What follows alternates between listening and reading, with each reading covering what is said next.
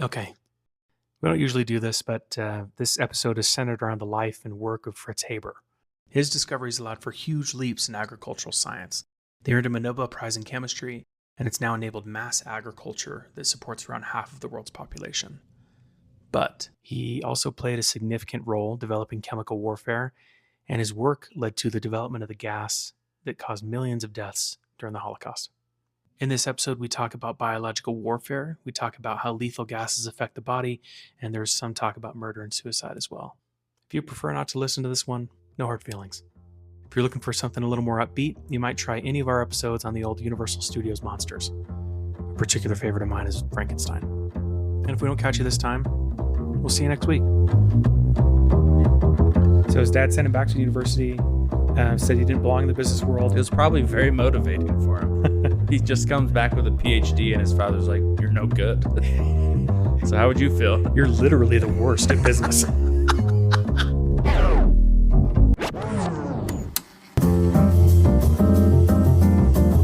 Welcome. Oh, here we go. Welcome to the Low Grade Research Podcast. And we've had like weird, maybe we just need to get better headphones for our setup, I'm not sure. But every time we record, I feel like it sounds like I'm too quiet or too loud. Yeah.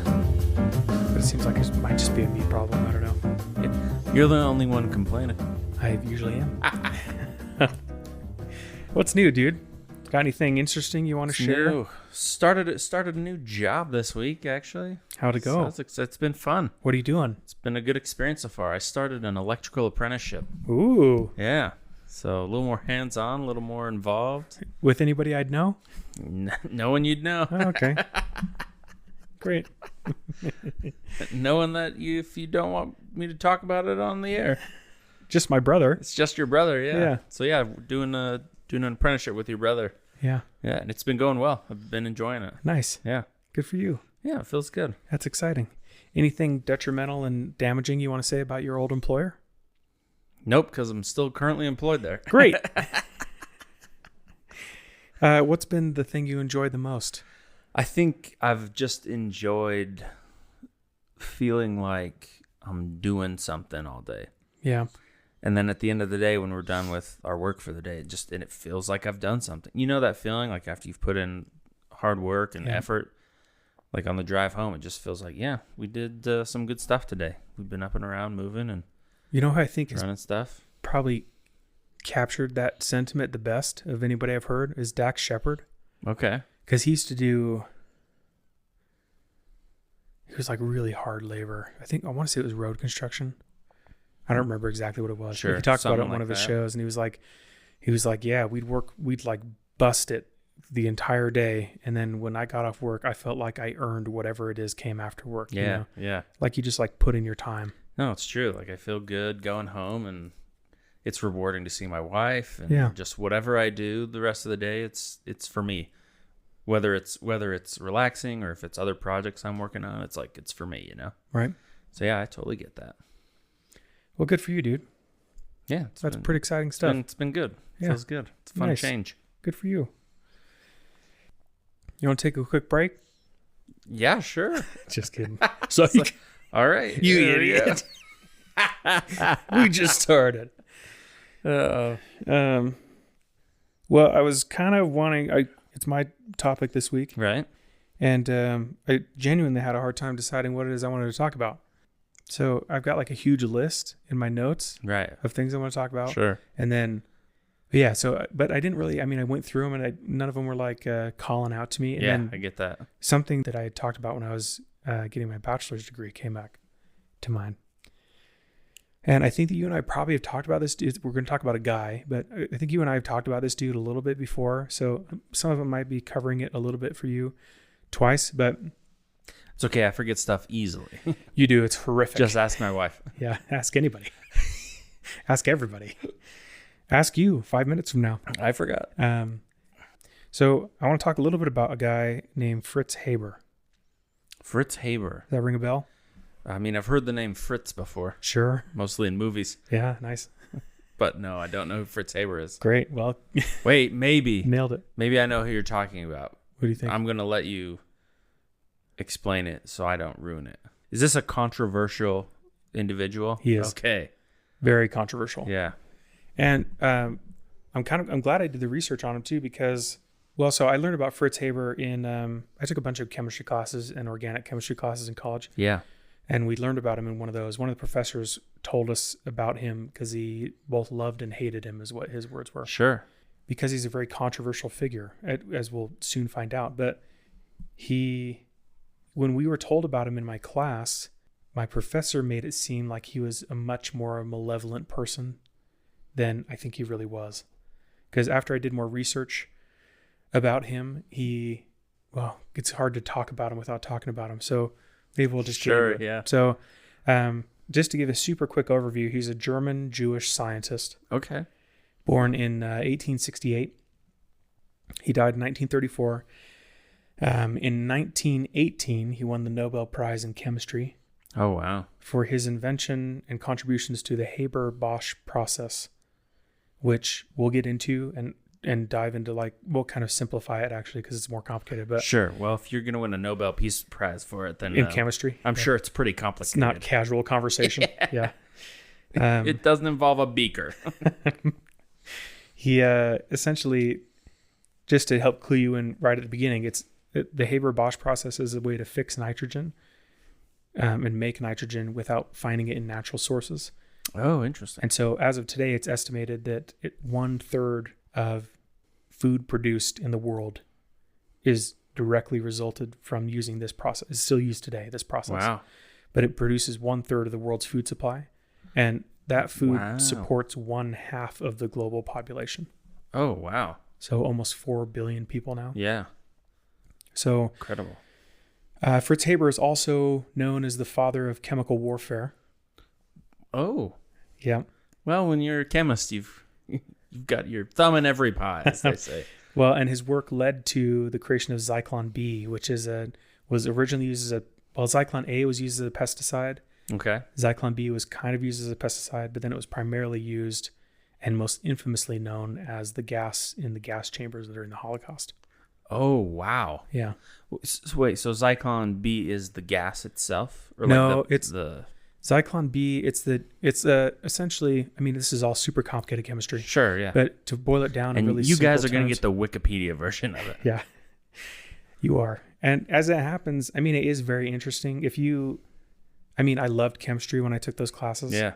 And I still consider myself a student of chemistry. So if that sounds like you, go look it up. I mean, the process is, what it was used for is horrific. Yeah. But the process of how he found it and stuff is all very interesting, I think. So, but we won't talk about all the very complicated stuff because who's got time? Because we probably lost most of everybody already. So essentially, So you asked. So it's a chemical compound that, when is exposed to air, it produces a gas called hydrogen cyanide. Okay. Which we'll talk about what it does to the human body later, after a very strong trigger warning. But but the hydrogen cyanide is what it's the actual gas that was in gas chambers, right? So that's this dude. So after the Nazis rose to power, he resigned. He was in poor health. I mean, the Nazi Party rose to power very close to his death. Yeah, I was because he died in 1934.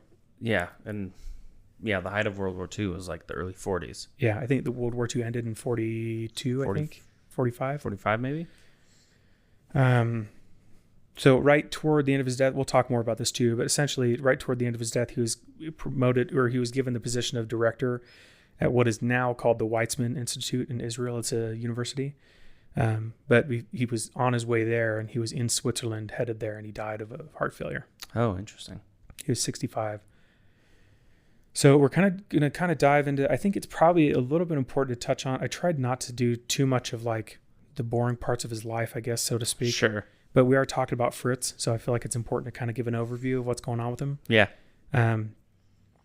So we talk a little bit. You have any questions first off? No, I'm ready to go into this. All right, sweet.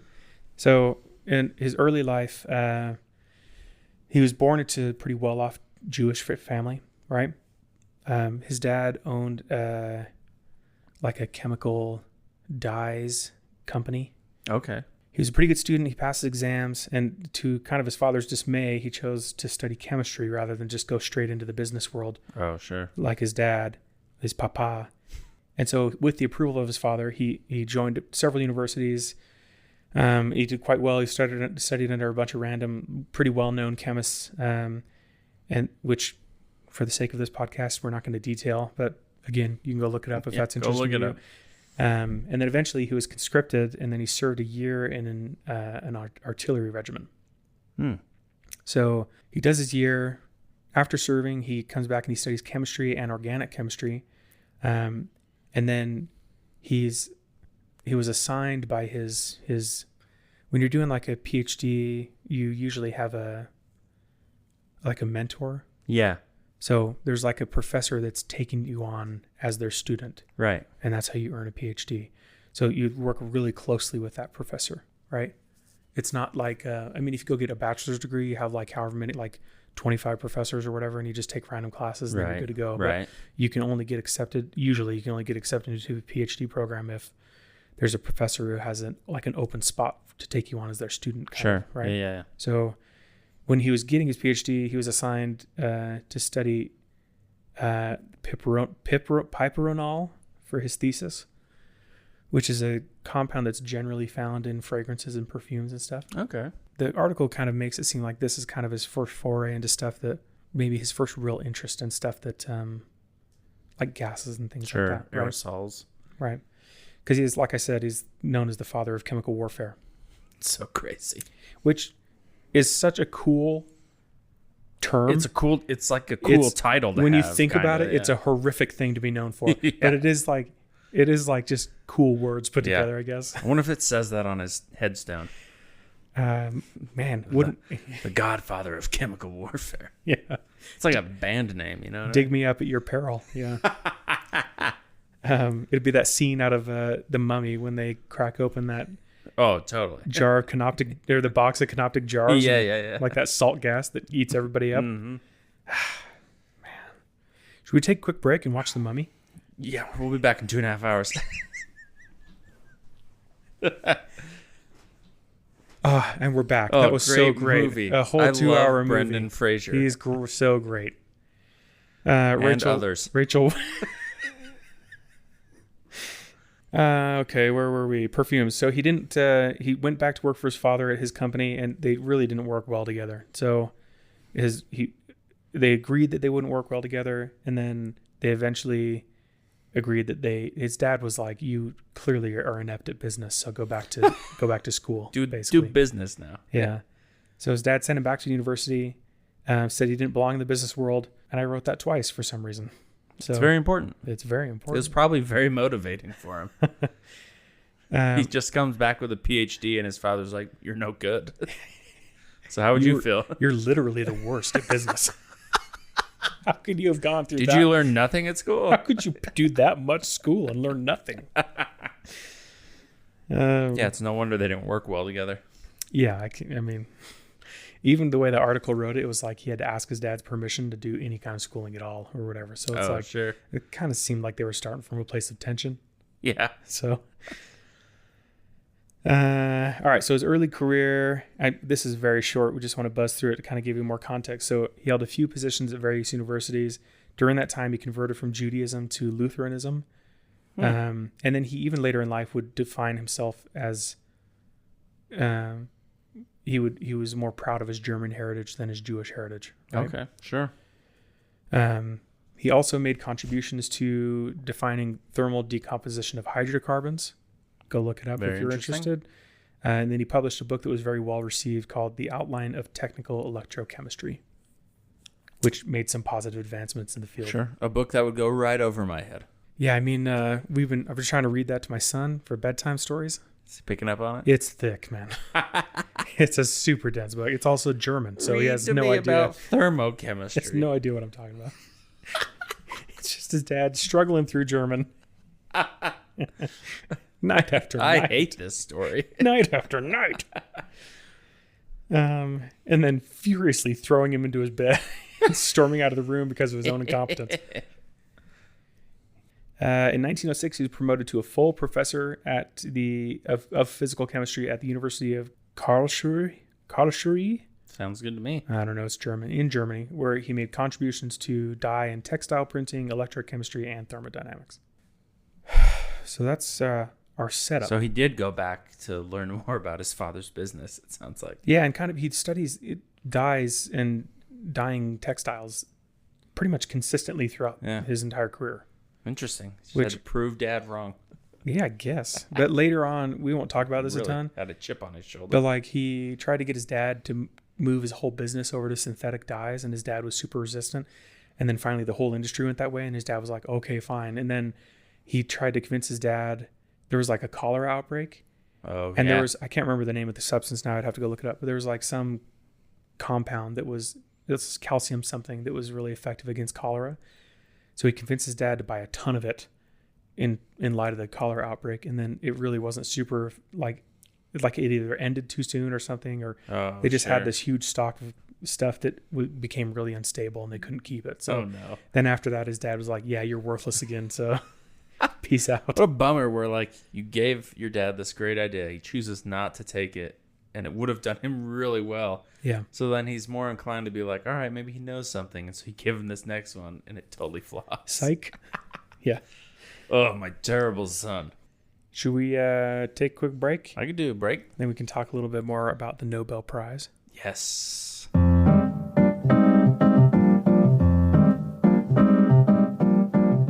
right, where do we end? Nobel Prize. You want to talk more about the Nobel Prize? Let's talk about his Nobel Prize. What did he do to win it? How did he win it? And what is a Nobel Prize? Perfect. Well, I think we should probably do a whole episode on Nobel Prizes later because it's way more interesting than you think it is. Yeah. Mostly because, well, like Tony Stark is modeled after the guy. The fictional character? He's a fictional character, but his story in Marvel is modeled after the Alfred Nobel. Oh, interesting. Yeah. I'm pretty sure it's Alfred. But essentially he was like this, he like invented dynamite or something, or nitroglycerin and all these high explosives. And he was like a worldwide producer for all these explosives and death and like killing machines and stuff. Wow. And then like saw the error of his ways and then poured all of his resources into trying to figure out how to make the world better and develop the Nobel Prize. Well, there's like a Peace Prize, and then there's a separate one of just like science and So the Peace one is the one that he developed or that he like oversaw. But then if memory serves, we should just do an episode. But he died. But then like his trust developed all these other like categories. Yeah. Okay. And in fact, I think the Peace Prize is held in Norway, and then I think everything else is in Sweden. Interesting. Is that where he was from?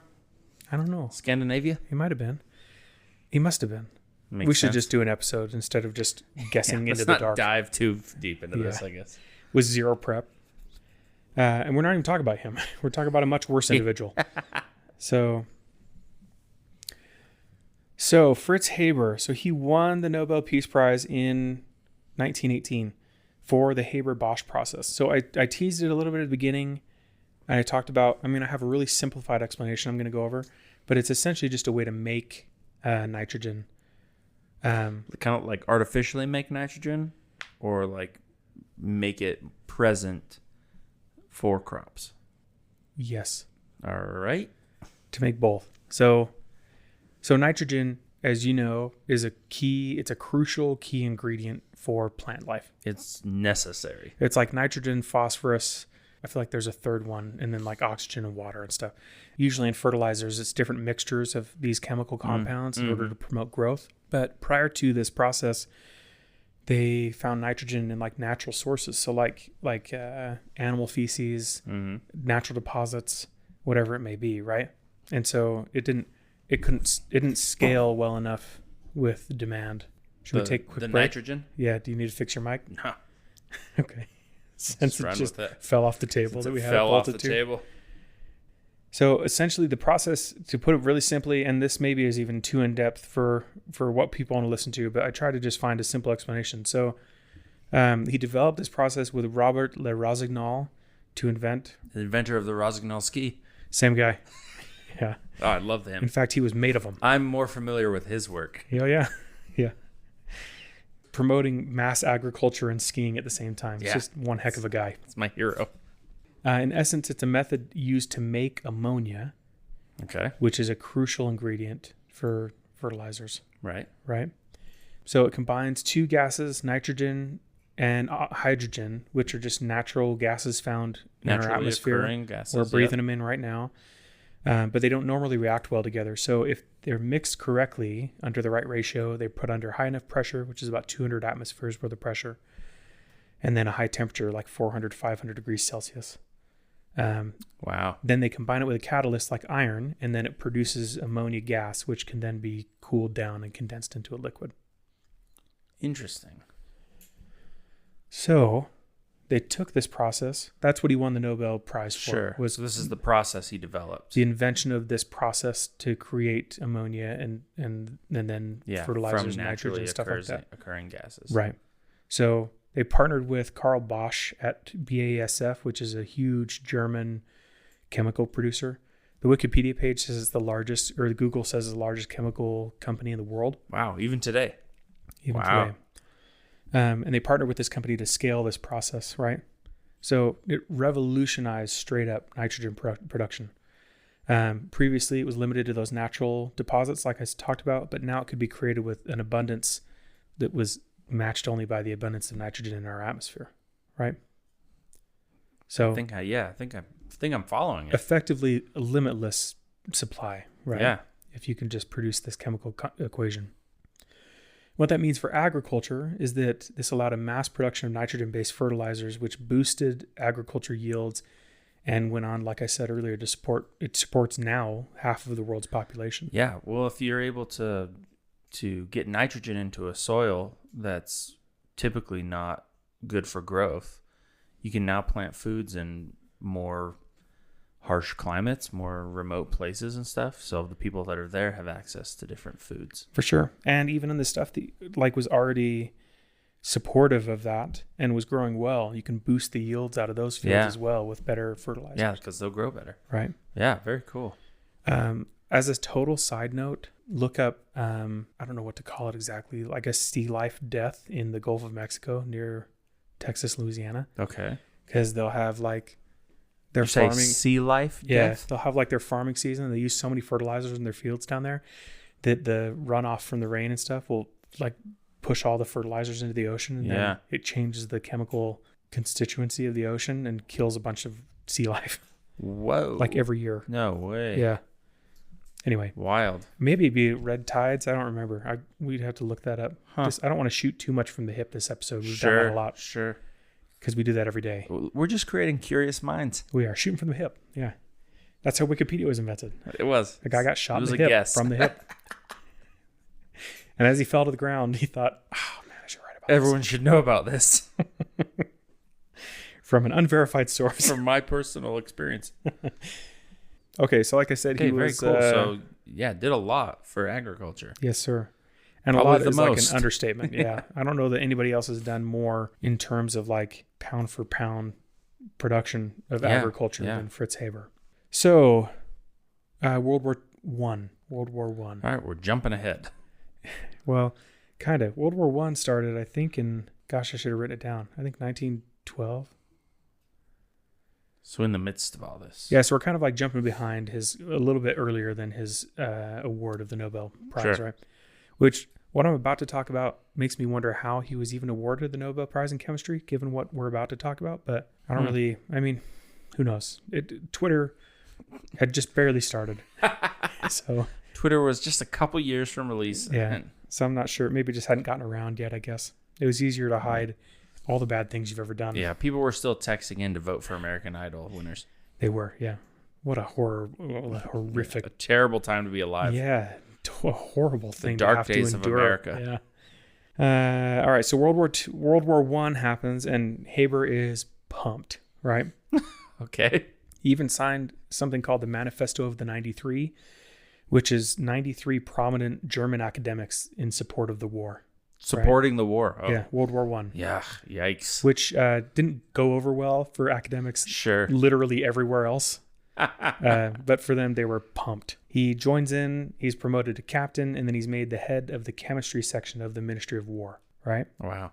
He plays a key role in developing non-ballistic chemical weapons like chlorine gas. Oh, that's terrible. It is terrible. He's a monster. We're going to get even worse. So develop chemical weapons like chlorine gas in spite of, you've heard of the Hague? Yes. It's kind of like a multi-international, it's like the agency that enforces international law, so to speak. Kind of like the UN? I mean, it's different. I don't know. Again, here we go on a 17th topic. I don't know enough about offhand to just speak about it. But like people can be condemned at the Hague for like war crimes and stuff like that. Oh, okay, sure. Yeah. They like enforce international law. Okay, so to speak. All right. I'm sure that there's way more involved. We should do an episode about them too. But the Hague had a ban on chemical weapons, and there were a lot of chemical weapon bans, like internationally, otherwise, even during this time, early 1900s, right? So, in despite of that, he still is producing chemical weapons like chlorine gas. He personally oversaw the release of chlorine gas in the battlefield of Ypres, I want to say, in April of 1915. Killed a bunch of people. Wow. The whole point was that he thought that it could be used as an effective tool against trench warfare. So the idea is that you get a bunch of dudes in trenches. Everybody knows about trench warfare. You got a bunch of people in trenches. They're all trying to shoot each other. But if you're in a trench, it's really difficult to make any kind of headway because you're in a trench and you can't shoot through that much through the earth. They would release chlorine gas, which was denser than air. And so it would just filter right into these trenches and just kill en masse, right? Yeah. And if they tried to jump out of the trenches, then they could be shot. Right. So it was just like a double-edged sword. Yeah. But he personally oversaw the use of chlorine gas on the battlefield. Oh, wow. Watched it happen, promoted it, used it on purpose, directed it, whatever. He also led a team of about 1,300 technicians in chemical warfare for furthering chemical warfare research. Yeah. 1,300 people as the head of the chemistry department in the Ministry of War. He also developed superior gas masks that had absorbent filters in them to protect against chemical agents and stuff. Hardly enough good to overcome. I mean, he was producing the stuff that it needed to be protected against. So. Yeah, so he knew how to make a good mask. Yeah, I mean, if I produce a really good absorbent Band-Aid that can be used to help massive bleeding from being stabbed with a sword, but I also create swords, it's kind of like a bad situation. That's what I call a secure business plan. It is, and I have something I want to show you after we're done recording. Terrific. It's very sharp. And absorbent.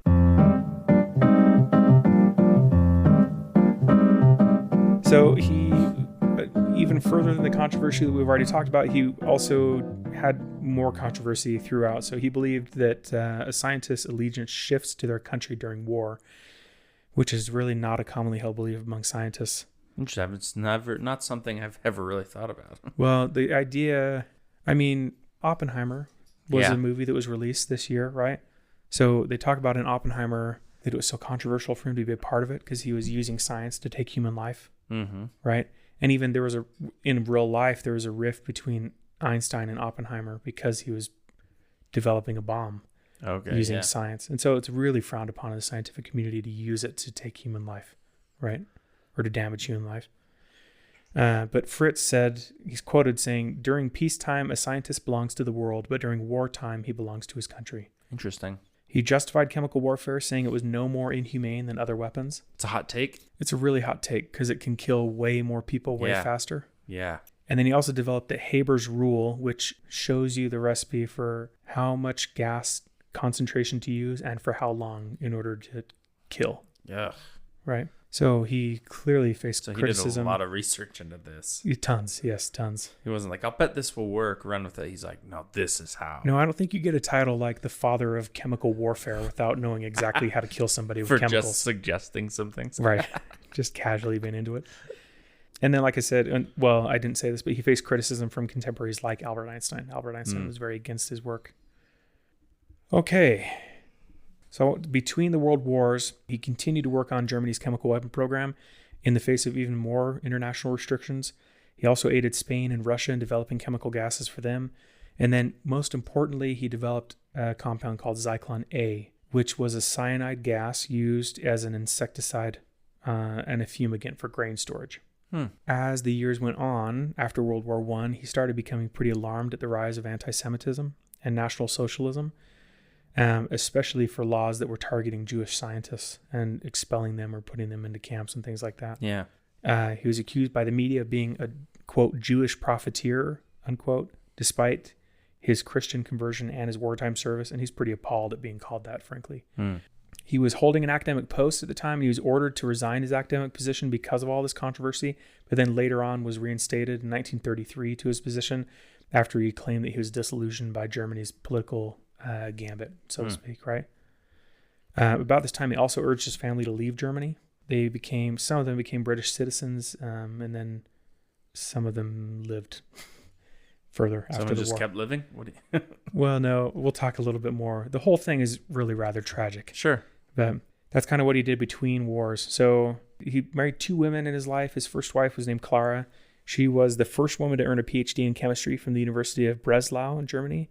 She was also a pacifist and a women's activist. And she really struggled with the loss of like her career prospects after she got married. Because it was very commonplace at that time. You get married and the woman no longer pursues a career, right? Sure. So she really struggled with that. And then she died by suicide in 1915 after she had an argument with Fritz pretty shortly after his role with the chlorine gas thing. Yeah. Yeah, I'm sure that I can see that causing some arguments in the home. Personally, I agree. Well, I agree that it's horrific to use chemical warfare in general, but like the idea that scientists by and large hold that it's super immoral and unethical to use science to hurt other people. Yeah. I mean, I can't help but agree with that. And the idea that even in the name of war, that your spouse would go and oversee the production and then mass murder, basically, of a bunch of soldiers. When she's also very involved in that community. So for her, it's even more so, you know? Being an activist, and a pacifist even. Gosh, it really makes the arguments I have with my wife seem so small. We're doing all right, buddy. Yeah. Yeah. We're doing all right. I'm a great husband. Yep. So Haber married again after that, and he had 2 children, and then he had an adopted son as well from that second wife. So that marriage ended in a divorce. They just had irreconcilable differences. He asked his second wife to flee the country, like I said, and took 2 children with her.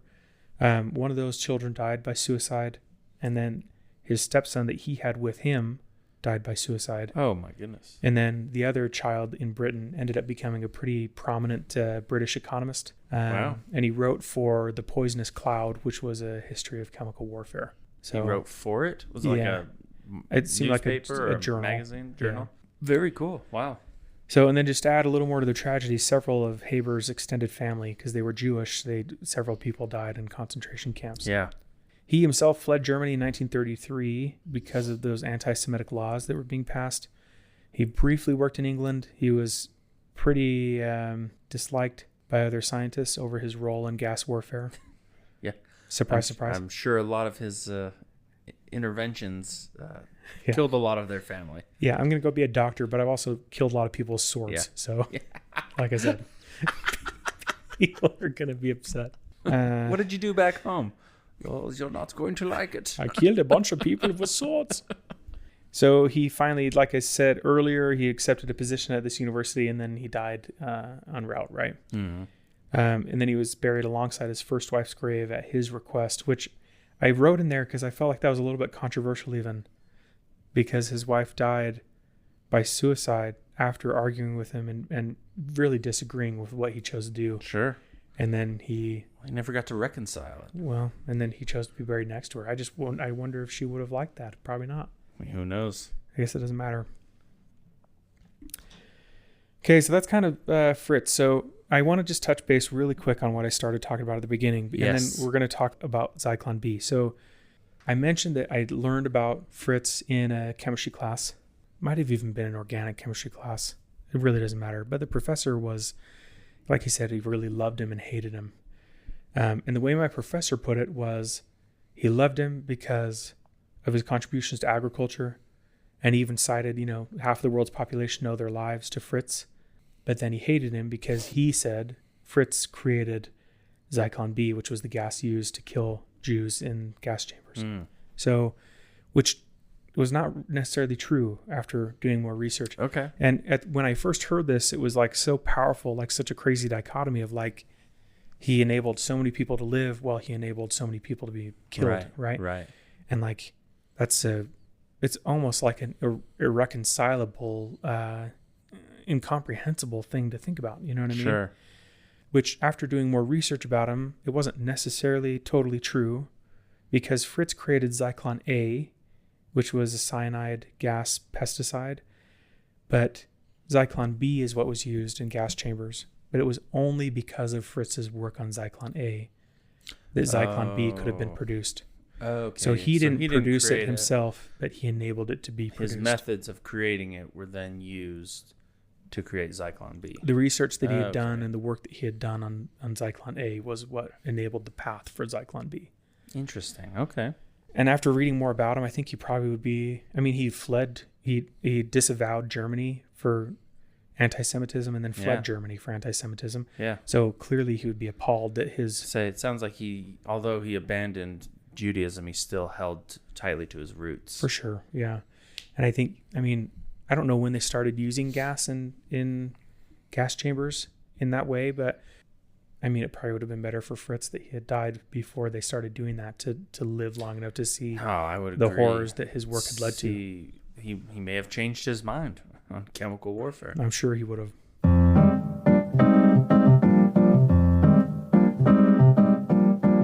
So I want to talk a little bit about Zyklon B. And for anyone listening, we're going to try and be gentle about this because it's something that a million people died from. And it's pretty horrific. But if this isn't something you're interested in listening to, skip ahead and listen to us crack jokes about how we're finishing the episode. But this is just a content warning. Please listen with care, right? So it gets heavy. So like I said, Fritz didn't develop Zyklon B. His work on Zyklon A made it possible. And essentially, Zyklon B, like I said, is a chemical compound that when exposed to air produces hydrogen cyanide gas. Interesting. Very, very interesting. I don't want to say very cool. Yeah. Like the science behind it is very cool. Very interesting science, for sure. Yeah. So this gas is rapidly absorbed in the bloodstream and throughout the lungs. Essentially what it does that's detrimental is that it binds to an enzyme in the mitochondria, which the mitochondria is a portion of each of your cells which produces energy, right? Okay. You ever heard the term the mitochondria is the powerhouse of the cell? I did, but I tried to ignore those people because they were my professors. Well, it is true. It is the powerhouse of the cell. And to put it, there's other ways your cells get energy, but there's essentially the mitochondria takes oxygen and then through a series of chemical changes creates a compound called ATP. Yep. Which is what your body uses as its primary energy source, right? And ATP is sent all over the body through the bloodstream to different areas that need it, right? So essentially, this hydrogen cyanide gas binds to an enzyme in the mitochondria that prevents cells from using oxygen to produce ATP. It prevents cells from using oxygen to produce ATP. Yes. Interesting. So effectively, cells suffocate even when oxygen is present in the bloodstream. Whoa. Because they're just not getting the energy. Mm-hmm. Wow. Because that's what you use oxygen for, is to produce energy. Right. To transfer, the energy. Right. Wild. So suffocation occurs when they can't take that oxygen in. So it's suffocation at a cellular level. Be in a room that's full of oxygen. Yep. But their cells aren't absorbing it and being able to use it. And it wouldn't even matter if they were exposed to the gas long enough and then put in a room that was even full of rich oxygen, it wouldn't matter. Because the receptors that the cells use to attach to oxygen are being taken up by the gas. Wow. And the gas can't be ejected. So they could go from one room to another and it wouldn't matter. Wow. Well, because if you can't, maybe this is how it works, maybe it doesn't, but if you can't absorb the oxygen, then you can't swap it out for the carbon dioxide that's in your body to breathe it out. So then you're just stuck with all that in your lungs. Well, and it's not even the carbon dioxide that's the problem.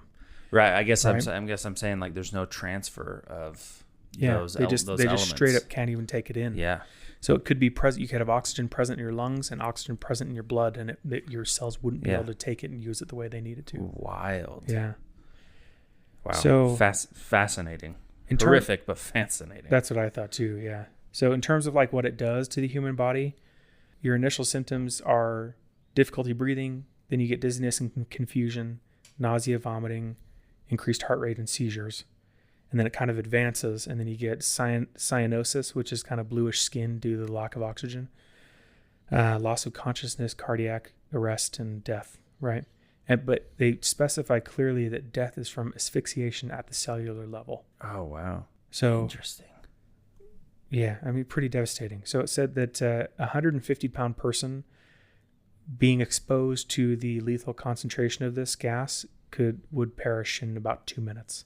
Wow. And even during the Holocaust, the formation of Zyklon B used in the gas chambers removed additives in it so that it would accelerate the formation of hydrogen cyanide and be even more lethal than the regular Zyklon B would have been. Wow. So one note on Zyklon B, and then I want to finish up with something else. So today, Zyklon B is heavily restricted. Sure. It's very tightly regulated under international law, and it's no longer used as a pesticide. I couldn't really find. I say, what would they use it for outside of this? Yeah, and I don't know. I think that there are some applications that it's used for, but it's really, really strictly regulated all around, right? And given not only because of its lethality, but because of its history. Because of its history as well, yeah. Yeah. So I just want to say too, like, this whole conversation prompts a series of thoughts for me, but I think two things for me, right? First of all, the Holocaust is real. A lot of people perished. It was really horrific. And I think it's a testament to human cruelty and resilience as well to read about those stories. I think it's really important to read about the experiences of people who experienced that and survived that. But I also think about like I guess that life takes a path that is not all good or all bad. Sure. Right. And in the case of Fritz, I mean, his contributions led to the deaths of hundreds of thousands and millions of people. Yeah, millions of people. But they also led to the life of billions of people. Mm-hmm. Right. And I think it's a pretty disgusting thing to like say, put those on a scale and, you know, sure, he did more good than bad because it's a horrific bad. But I also think like when I read about people like Fritz, it makes it easier for me to feel like clearly, like, well, first off, that I'm doing pretty good. You know what I mean? Yeah. Because I haven't contributed to mass genocide. Yeah. And you have a kid, so you created life. Yeah. I'm doing pretty fantastic in terms of that. But it's a net positive. But I also think like you know, on a really much smaller scale, if you look at yourself, like it's all good and it's all bad and you are who you are. And you can't judge yourself too much on the good and you can't judge yourself too much on the bad. And I think, you know, Fritz, at the end of the day, abandoned Nazi Germany. He would have been appalled at the use that they put his work to, especially to his own people. But there are still real consequences to the things that he chose to do, right? And I think we talked about that he was pro-chemical warfare, but I don't think this was used in the way that he saw chemical warfare, right? Whereas Jews were taken by the hundreds of thousands and placed in these camps. They weren't necessarily soldiers that were being fought against, but they were victims of for sure the Nazi Party and taken in. So they weren't, you know, the enemy. Right. They were just persecuted and this horrible event happened, right? So I think he would have, if he had lived to see this, he would have been even more so appalled than when he'd left Germany and denounced Germany. I totally agree. I think it's appalling to use chemical warfare point blank, period. But I agree that the use of like the situation of him using the chlorine gas in the trenches it's an act of war. It's not a legal act of war. It's not a favorable thing to do. It's in war. It's pursuing that wartime objective versus people being, you know, a group of people trying to eradicate the existence of another group of people who are defenseless. Yeah, completely. Yeah, so it's totally different. But anyway, I mean, that's in Albert Einstein's words. It's the tragedy of the German Jew is what he called Fritz Haber. And Interesting. And it's what it is, man. I mean, it's the chemical parts of it and the science part of it is very fascinating to me. I think the idea that something that you could create would enable the life of billions of people is unfathomable. And I think it would have been for Fritz even. But it's when I read about him, the duality of like the good stuff that he did along with the bad stuff, it's just like, you just have to take him for what he is. I think he's he's a very fascinating person, a very controversial person. It's very interesting because I think it shows that I'm a big believer that there's balance in all things. There's good and bad because you can't know the good if there's not the bad. And that even when there are great things, those can be taken and turned and twisted to create terrible things. For sure. And the only thing that I guess stops those terrible things is our own moral compass. You know what I mean? And sometimes not even that. Sometimes you can't control how things are going to go either. And maybe it's an accident. Something so good can cause something terrible. Yeah. Wild. Fascinating stuff, and a very, very fascinating individual. Yeah. That was involved in controversy and then later involved in more controversy that he didn't even know about. Yeah, and you know what's crazy about tonight? When I was trying to decide on a topic, I came across one in my notes that was unit, I think 731, which was essentially during World War II, it was this Japanese unit that did experimentation on human beings, lethal experimentation on human beings. Oh, wow. And they killed like 14,000 people or something in their just this unit alone. And so I was reading about that, and then I told my wife, like, that's a really heavy topic. I don't think I'm going to read about that. That's heavy. And then I chose Fritz Haber. So and then you're like, change of plans. Yeah, let's talk about something even heavier than that. I'm going to talk about this. Yeah. Yeah, there was those were the only options. Yeah. So what I'm trying to say is that it's going to be really hard to find funny social media clips out of this. It's just going to be interesting. But tune in next week for something more lighthearted. We talk about Genghis Khan. It's probably just as heavy. That dude murdered the world. Oh. All right. Well, that's Fritz Haber, man. Very, very interesting. Yeah. Yeah, I would definitely suggest people look him up and look up the rest of this story because, like we talked about, these were real events that happened to real people, and if we forget that, then we're doomed to repeat it. You know, For sure. You know what I mean? Like, we learn from the past so that we can progress forward. I also think that, Fritz is arguably the most extreme example, but everybody has good and everybody has bad. Absolutely. So I think for me, the lesson learning about Fritz is that I need to take a step back from things like coming up to, with a judgment too quickly about somebody. Sure. Because there's so much nuance in every person. Absolutely. I don't think it's fair to come up with an outright judgment about somebody. Yeah, I agree. At least not without due process, right? Absolutely. I agree. All right. Well, that's it, man. So if you guys hated this episode or hated our take or hated our stance on any of these things, please let us know. You're welcome anytime to send us an email, hello@otherbrothers.studio. We will read it. We'll take your advice. We'll take your feedback. We appreciate all the feedback we get. If you have suggestions for the show, we'd love to hear those as well. And if you're not interested in sending emails, you can find us. You can find us on all kinds of social media. You can check us out on Instagram and Facebook at Other Brothers Studios. We even have Low Grade Research Pod Instagram. That's the handle. You can find us on YouTube at Other Brothers Studios. You can also find us on Twitter and TikTok. Search something or another, and we'll pop up. Yeah, great. Perfect. Search that on TikTok. Good luck.